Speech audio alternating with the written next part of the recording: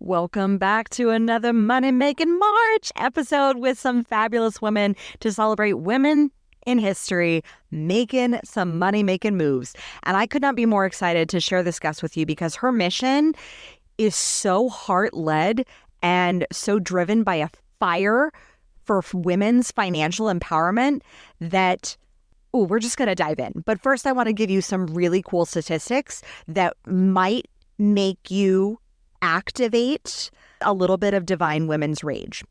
So, did you know that women who leave the workforce to care for children can experience a significant loss of lifetime earnings?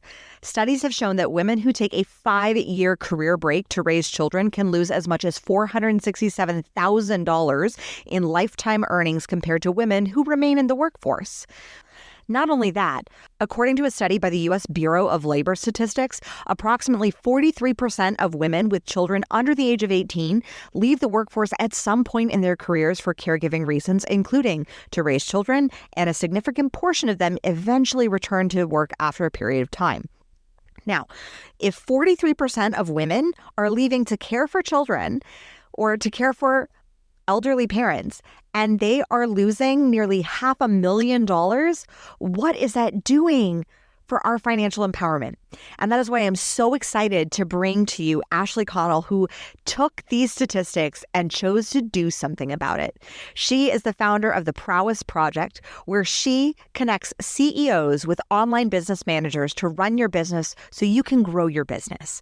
Now, what makes the Prowess Project different is she not only does the matchmaking between CEOs and online business managers, she helps women and caregivers who have left the workforce to train them in how to be an online business manager. And then she pairs them with the CEOs that are a match for their vision, for their values, for their future, and to be that integrator to the visionary. And I know you've heard me talk on this podcast about how integral that relationship is of having the integrator to the visionary thinker.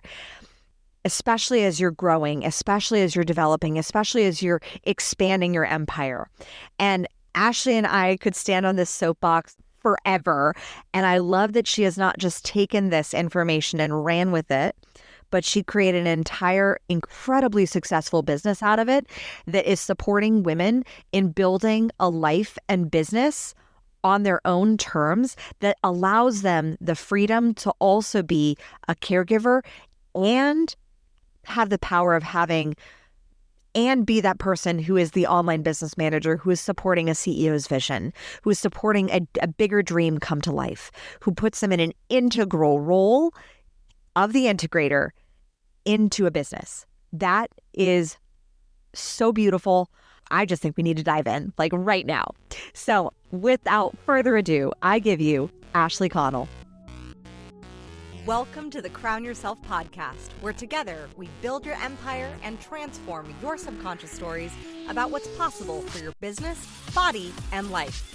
I'm your host, Kimberly Spencer, founder of CrownYourself.com, and I'm a master mindset coach, best-selling author, TEDx speaker, known to my clients as a game changer. Each week, you get the conscious leadership strategies you need to help you reign with courage, clarity, and confidence so that you too can make the income and impact you deserve. Imagine this podcast as your royal invitation to step into your full potential and reign in your divine purpose. Your sovereignty starts here, and your reign is now. Welcome, Ashley, to Crown Yourself. I am so excited. This has been a long time in the making to get you here. Girl, right back at you. Like, I am so pumped. Oh, I'm so excited.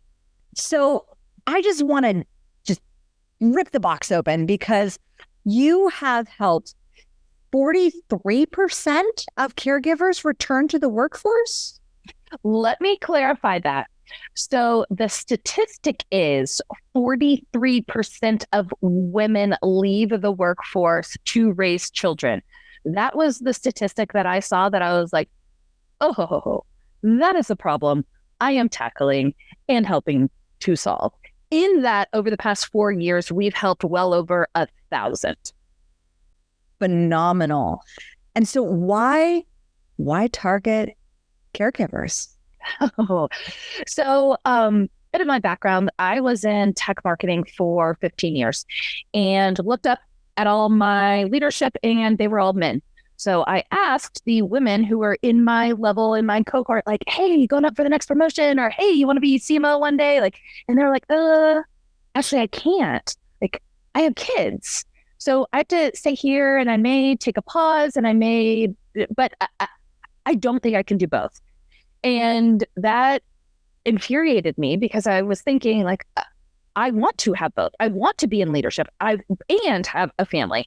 So hopped on Google, found the horrific Harvard Business Review statistic that 43% of women leave. When they're out for just 3 years caregiving, they lose a total of 37% of their compensation power forever. Forever. It's insane. It's insane.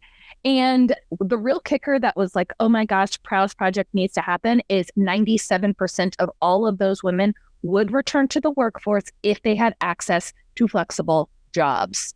When I read that, it was like underline, underline, underline, light bulb, light bulb, light bulb. Let's go do this.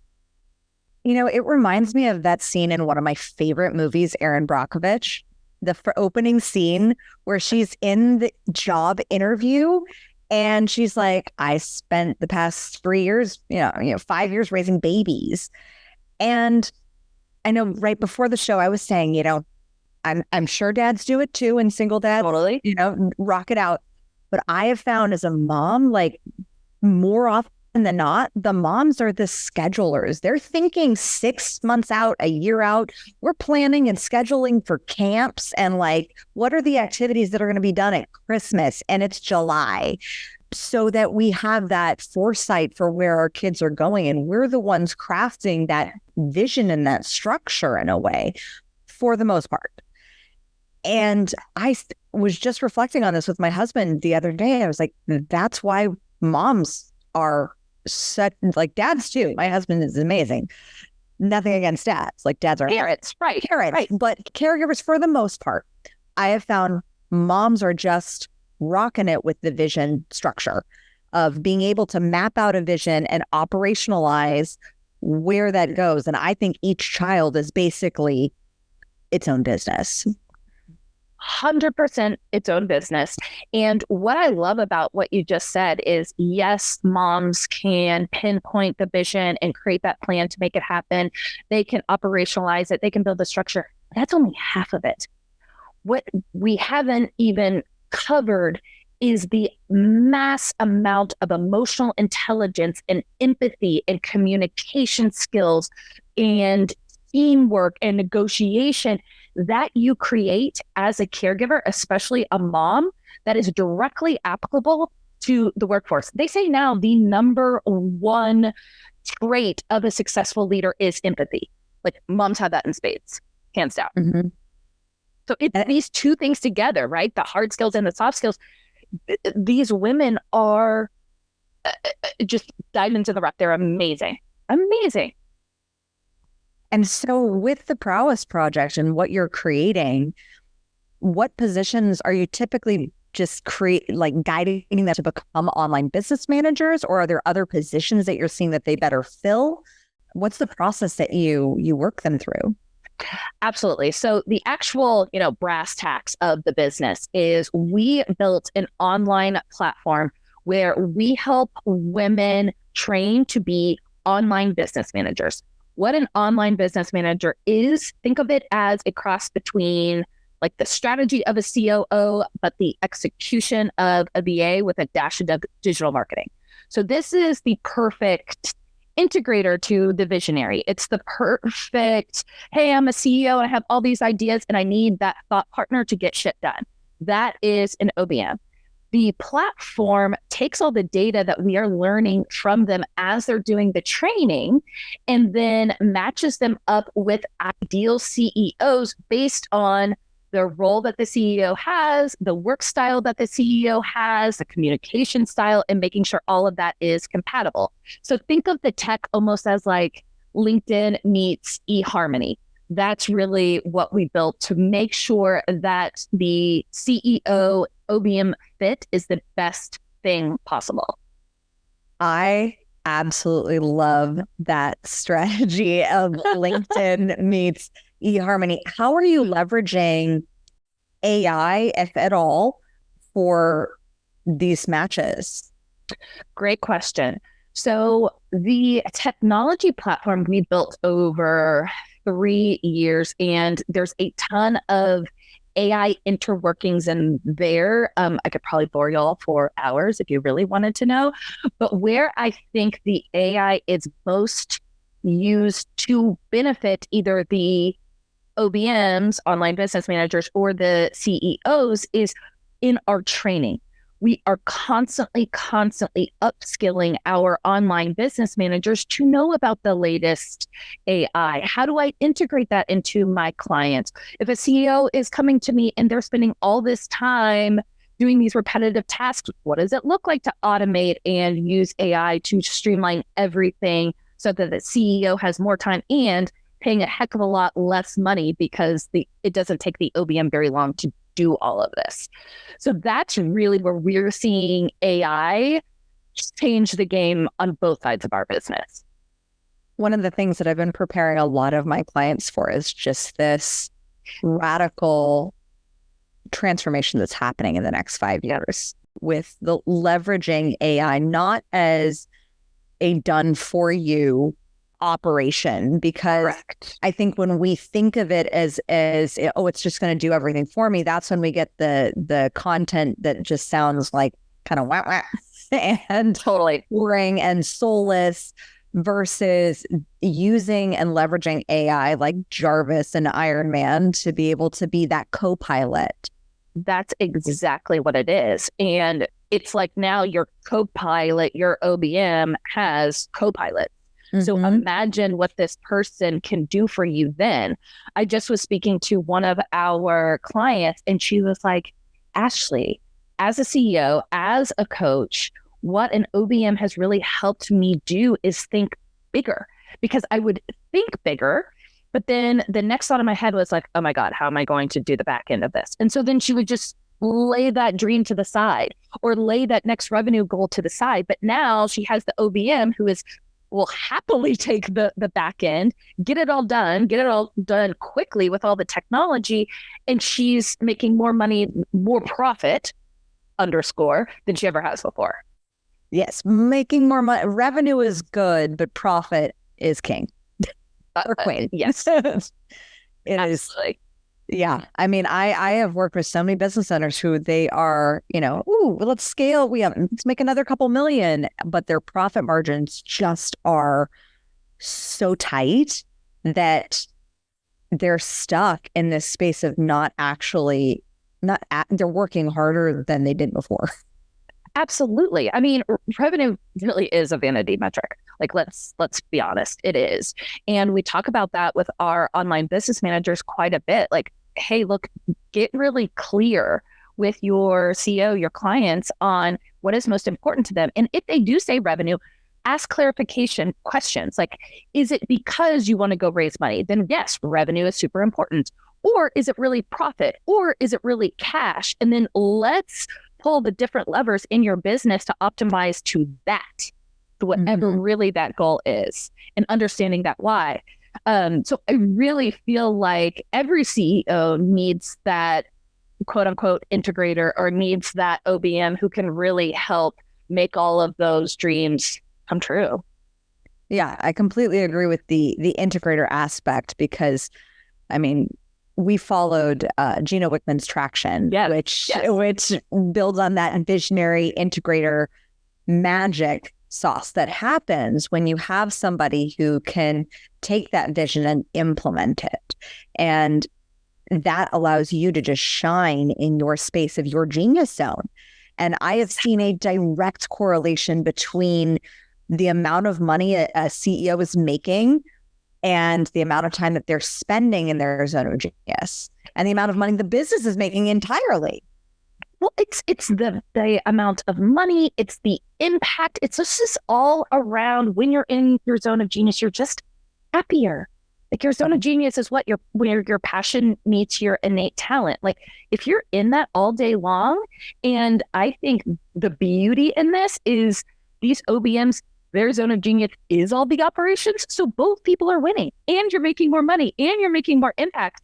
It's just such a no-brainer, right? It really is. Mm. So when you were finding this solution to this gigantic problem of so many caregivers leaving the workforce, what was your driving factor to say, I'm going to turn this into a business, to leverage this as an asset? Did you secretly want to leverage this for yourself as well, to have an OBM?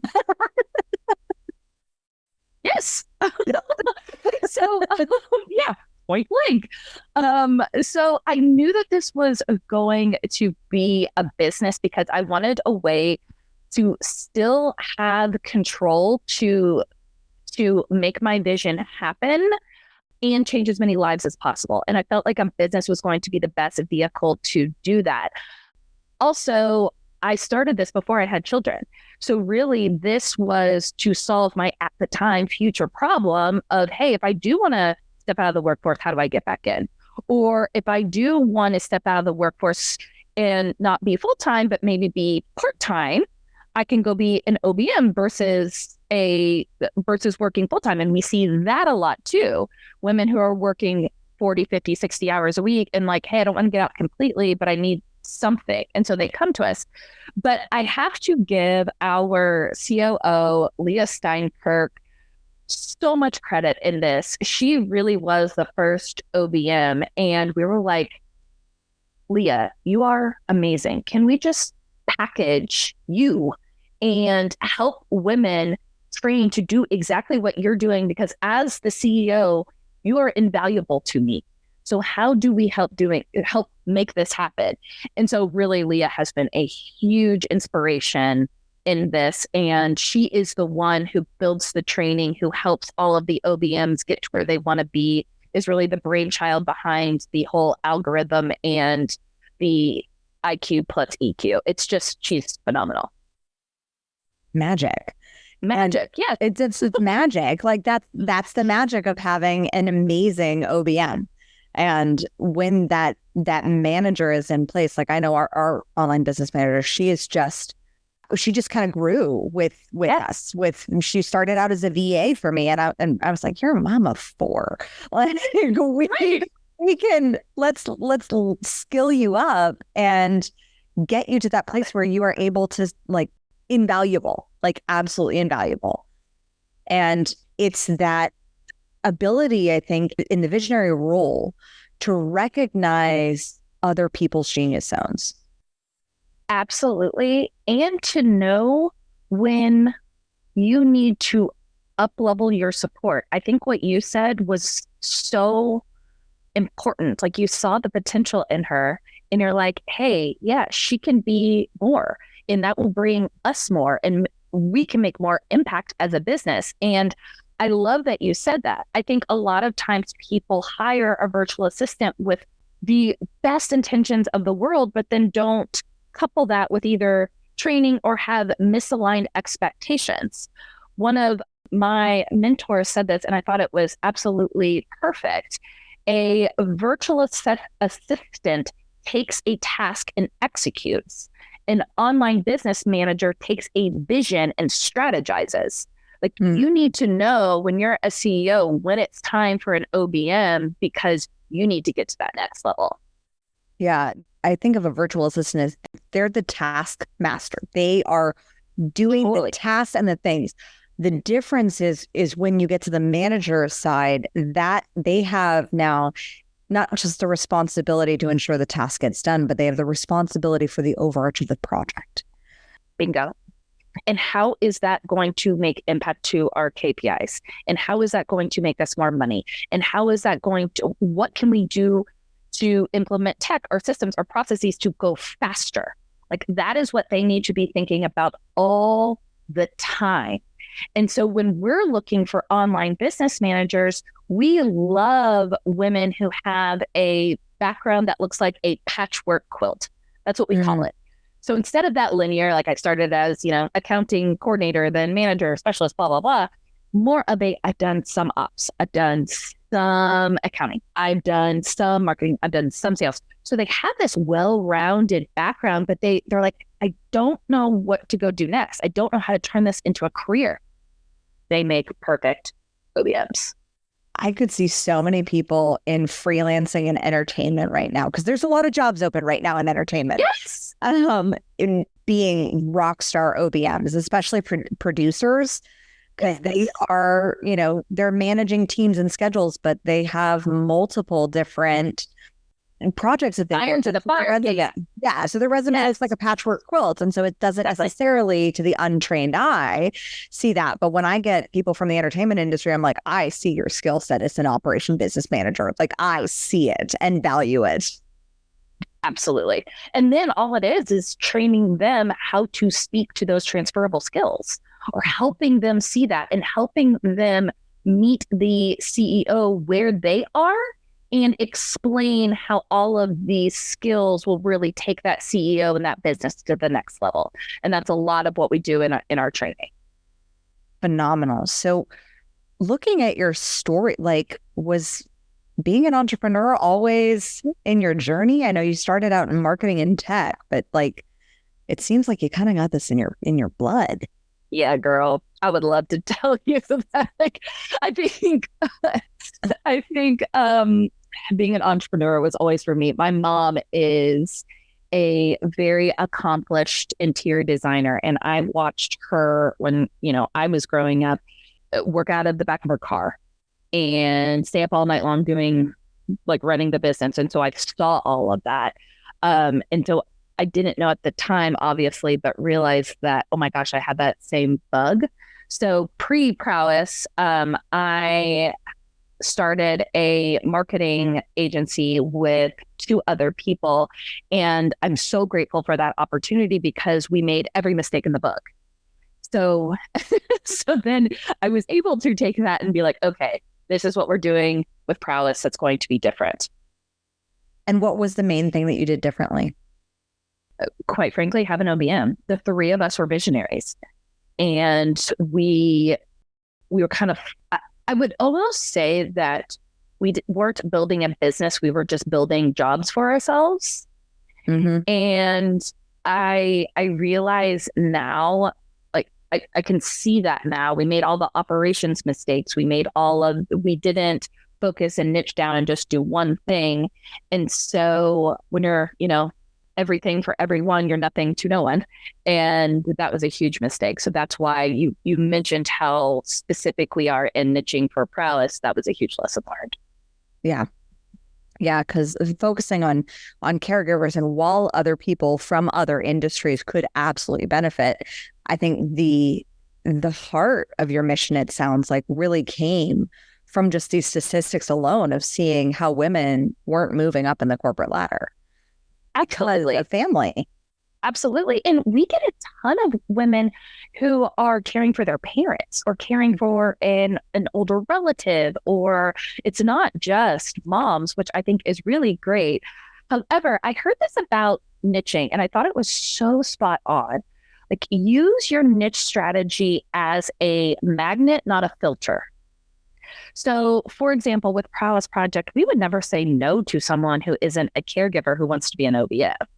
We would never say no. But what the content that we are putting out there and the messaging and the energy, we are going to attract people who love that idea and love the mission. So whether they're an actual caregiver or a caregiver ally, I don't really care, because we use it as a magnet, not a filter. I love that metaphor because couldn't agree more. That, like, if you chose to use it as a filter, it would actually be a disservice. Totally. But the magnet metaphor, just, it attracts who it attracts.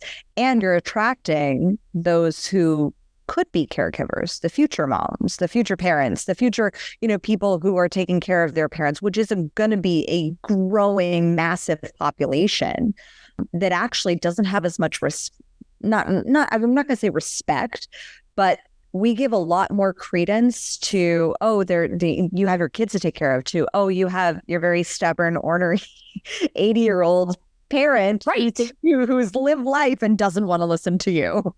Right. I think it's an awareness thing, less of even like a respect thing. And I know you didn't mean that word, but like I think we're just expected to take care of the parents, but also that generation is living longer. So to your point, I think we are going to see this more and more, and even like more critical for our population, and I guess opportunity to become online business managers, is the sandwich generation. You're taking care of your parents and you're taking care of your kids. And how do you still make money through that? Because inflation, nothing's getting cheaper, right? So I really hope that Prowess is at a point where we can be a solution for so many women out there. Yeah. So how has it been the transition for you since you are a newer mom, shifting from like being CEO to CEO and caregiver? Tough.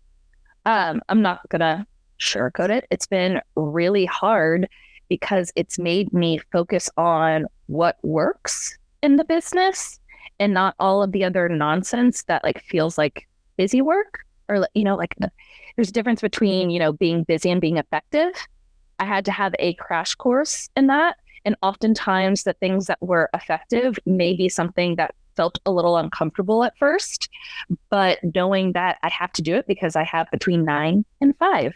Those are the times that I can work. I can't stay up all night long before like I did with pre-kids, right? So I think that has been the biggest learning. And I have a 20-month-old girl. So I'm building this so that she never has to think about, do I have a career or family?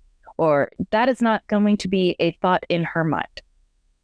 And that's why I'm doing this. Yeah. So how did having children change your perspective, if at all? Or did it just deepen? It deepened. It absolutely deepened. I realized it's not even importance. It is critical for caregivers to have flexibility in their jobs. Critical. And so I'm not surprised the statistics now. I've seen the bias of women trying to return to the workforce after a break caregiving. It's wild. A woman can be out being a mom for 3 years and go up for a job. A same person can be out for 3 years doing something else, and that person who was doing something else will be 3 times more likely to get an interview than the caregiver. So the bias is real. The bias is very, very, very real.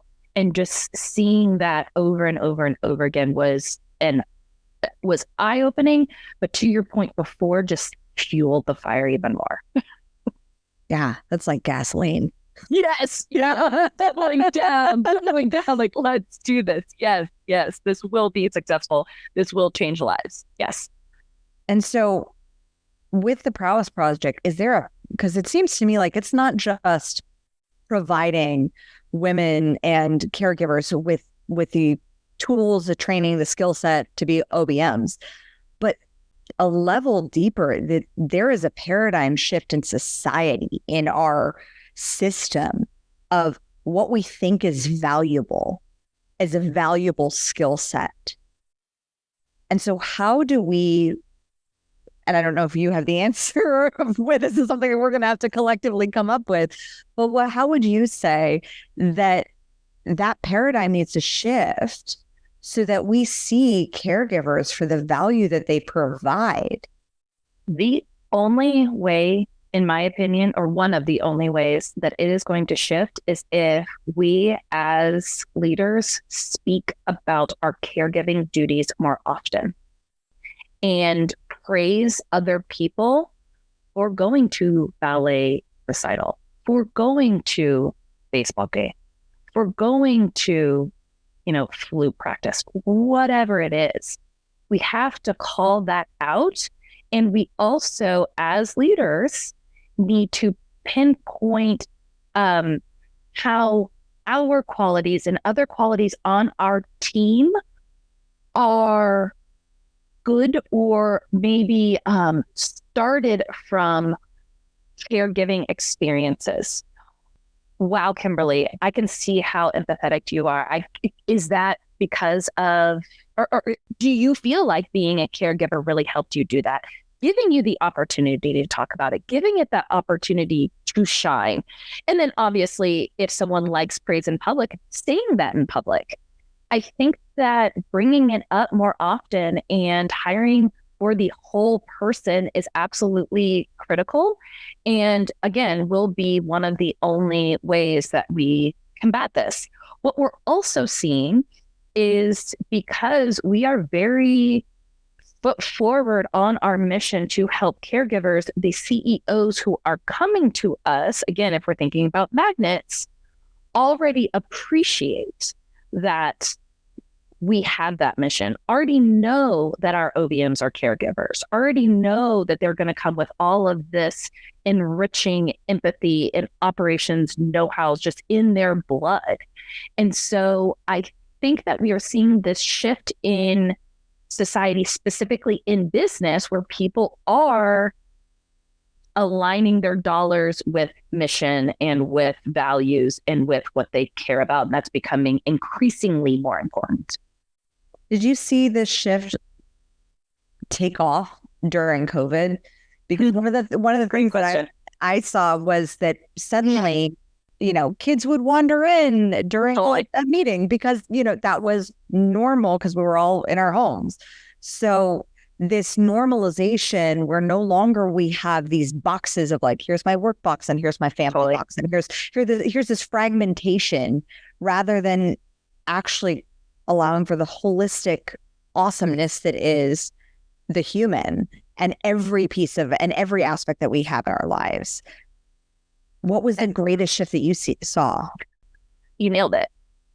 You absolutely nailed it. So pre-COVID, we still had a workforce of all remote, candidates, and a lot of people, business owners, like, no, not for me. I need the FaceTime. Well, May 10th, 2020 hit, and or March, and probably by March 25th, they were all coming back like, oh, I guess remote could work for me. And so we did see this shift of CEOs thinking differently about their staff and the type of candidates that they could get if they weren't looking at just a 10-mile radius from where their office is.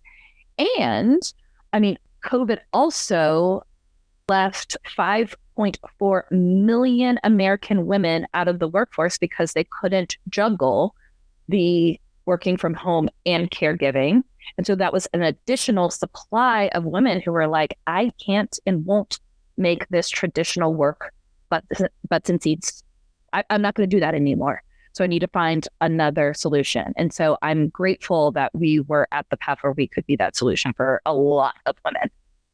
Yeah, it seemed like that just is, it's that luck where preparation meets opportunity. Yeah. It just met perfectly at perfect divine timing for your business to expand. So as your business has grown, what has been the most recent challenge as you're leaning into that next phase of growth? Our biggest challenge has been, I am a typical visionary. Loves sparkly objects. Oh yeah. You love the next idea. I love growing and, having side projects. So it has been absolutely critical that we stay true to and focus on just training online business managers and matching them up with CEOs who need that thought partner. That has been actually the biggest challenge, is to stay focused on that, because I am so idea focused and light bulbs, and that really riled me up. And so that has probably been our biggest challenge, just to focus. But what they say, right? Like, think about the power of the light of the sun versus the power of the light of a laser. One is so focused, but you can get so much further, versus the sun, like, yes, it warms you up, but it's not going to do, the damage of a laser. We need to be the laser. And that is a challenge to stay a laser. So in that space, how have you skilled up with your leadership? I have invested in several networking groups, several upskilling courses or programs. It is absolutely critical that I challenge myself to do this, always be the greenest person in the room. I'm constantly looking for that. I'm constantly looking, what can I learn from this person? I'm constantly looking for, hey, how can I be in a room where someone is so much further ahead and what can I learn? And that has helped me exponentially. Also, being a part of accelerator programs. So that has really helped me expand my network, because I didn't come from, yes, my mom is an entrepreneur, but, just recently has she really had her business take off. So I didn't have a network, a family network. I didn't have a lot of people that I knew in this space, but by investing in accelerators, networking groups, and upskilling programs, it has changed not only the people I surround myself with, but probably even more importantly, my mindset, and constantly thinking about going bigger in a calculated, operationalized way. Intentional way. The intentionality of being that laser and seeing, 10 feet, 20 feet, a mile down as to where that laser is going to go, rather than like completely off into the stratosphere. But literally, that's what I would be. I am that astronaut. Like, see you later. So it's really big focusing. I love that you are a second generation entrepreneur. I am as well. Ooh, love it. Yes, I had got to see my parents grow a business from like nothing to where my mom was like pushing me around in the stroller, passing out the flyers to the neighbors. Like, she was like, that was the most ineffective marketing I've ever done. And then to seeing them grow to a multi-million-dollar annual business. But it wasn't until like the last 10 years. Yeah. And recently we just got her a buyout for her business after my dad passed. Yeah. Which is very rare for tree businesses. Yes. But that experience, meeting a second generation entrepreneur, have you noticed with other people who grew up with maybe employee parents, the difference in the mindset of risk, of how willing you are and comfortable you are with risk? 1000%. And how we define risk. I say this to our OBMs all the time because they are building their own online business manager business, right? I actually think it is a lot riskier to be a W-2 employee. You never know if you're going to get let go. Like, you have no control of how much you make. You have no control of your bonus, really, versus an entrepreneur. Yes, it takes a lot of work. And yes, it takes a lot of sacrifice. And I would be lying if we were eating tuna for a good portion of the first few years. But I have control over all of that. If I want to make more money, bring home more money, I know what I need to go do. It may be super hard. I may sacrifice a ton, but I have control. So for me, like, I feel a lot more secure as an entrepreneur, which I know is not how most people think. I also was talking to a mentor of mine, and he's like, if you're trying to make real wealth, it is hard to be a employee and create real wealth because you see your wealth grow over time. And so your expenses keep up with your wealth. And so again, like, it's like revenue over profit, like you're not saving as much because you buy the fancier car, you buy the nicer house. Whereas when you're an entrepreneur, you're so used to, for the longest time, what do I really need? What am I really going to invest in? Do I really need that, fourth black dress? Or does that make more sense to go to Google Ads for my business or whatever? And so you learn that. So then when you do come into money, you put it in different places so that it will grow for you.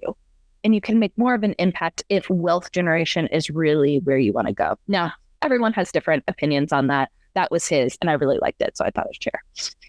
How has your money mindset grown since growing your business? I have control of my money mindset. Now, does that mean that I'm always great at it? No. Does that mean that I don't have blocks? No. Does it mean that I'm already where I want to be? No. But as soon as I became intentional about having like a money date with myself every night, and it is seconds long, maybe 30 seconds, but I visualize where I want to be. And I have a number, and I do that, and I put that intention out once a day, and it has significantly helped once I started doing this. And I only really started doing this in January. And I've seen the change. It's massive. Yeah. And so, I mean, that is 7 months. Yeah. 8 months. Yeah. And I've 2x'd my take home. Like, so it's absolutely possible. It's absolutely possible. Now, again, do I have a lot of work to do? Absolutely. Absolutely. So I'm excited to even go down that journey further. But now that I've done it and kept that habit up, I see the benefit 100%. Mm. I loved our conversations so much, Ashley. Like, you're just so phenomenal. And I am so excited for how you are revolutionizing the workforce, because I do believe that entrepreneurship is the wave of the future. I agree with you 1,000%. And I probably said it on like 40 different podcasts that I think being an entrepreneur and specifically having a skill set so that you can sell anything and make money out of nowhere is the greatest job security that you could ever have. I could not agree more. And thank you. That is a massive compliment. Massive. You have no idea. Thank you. You are so welcome. And I would love to move into some rapid fire. Ooh, let's do it, girl. Love it. Down. Who is your favorite female character in a book or a movie, and why? So it would be Wonder Woman in the first Wonder Woman movie. It's so good. It's so good. Reason being, first time in my life, I was well into my 30s when I saw that movie. First time in my life, I saw a female rescue a male. First time. Mm-hmm. I cried at that scene when seeing her leading men into battle. I was like, that was a Joan of Arc moment. 100%.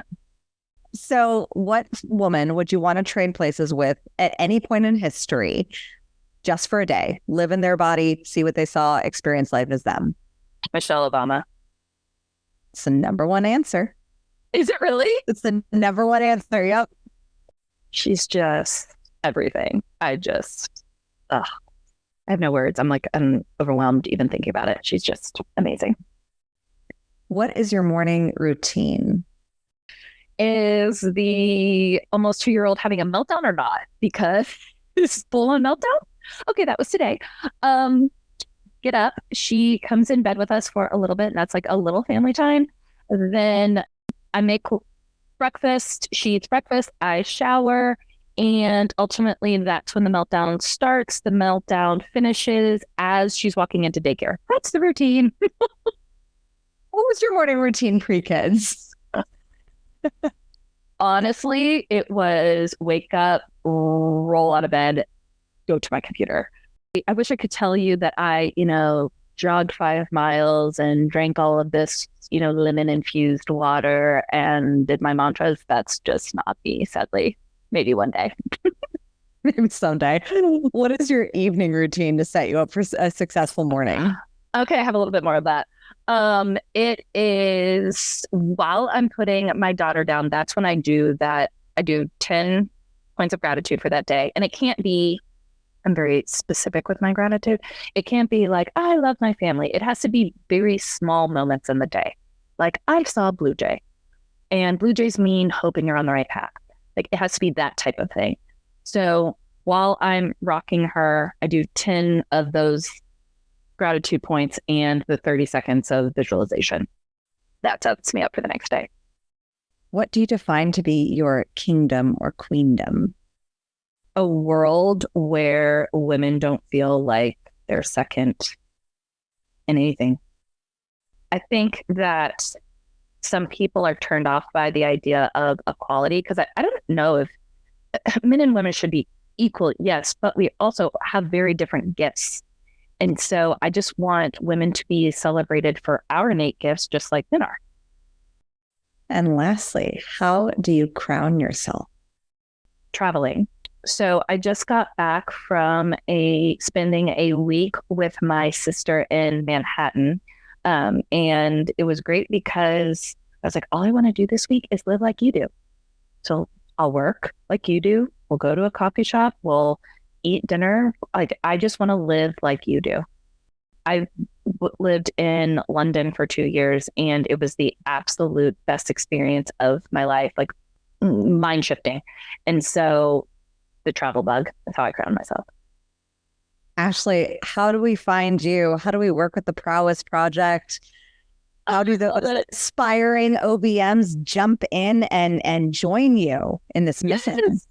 Yes. So if you are CEO or aspiring OBM, come to ProwessProject.com. We have a ton of free training for OBMs who want to like, hey, is OBM for me? So I can send you that link. We can share it out to people, and then a ton of resources for CEOs too, to understand like, hey, am I ready for an OBM? Does this make sense for me?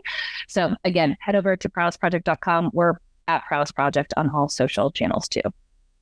Ashley, you have been absolutely phenomenal. I just have to say the energy that you project has like this CEO queen vibe. And I am so excited to see where you're going to go with Prowess Project in the next decade, because I just know your impact is going to be revolutionary. Gosh, that is such a compliment. Thank you, Kimberly. This has been so fun. I feel like I have so much energy. Maybe I will go run those 5 miles. I won't. But maybe. As always, my fellow sovereigns, own your throne, mind your business, because your reign is now. Thank you so much for tuning in today. If what you heard resonated with you, be sure to subscribe and start creating a bigger impact now by sharing this with a friend. Just by doing that one simple act of kindness, you are creating a royal ripple to support more people in their sovereignty. And if you're not already following on social media, connect with me everywhere at crownyourself.now for more inspiration. I am so excited to connect with you in the next episode. And in the meantime, go out there and create a body, business, and life that rules. Because today, you crown yourself.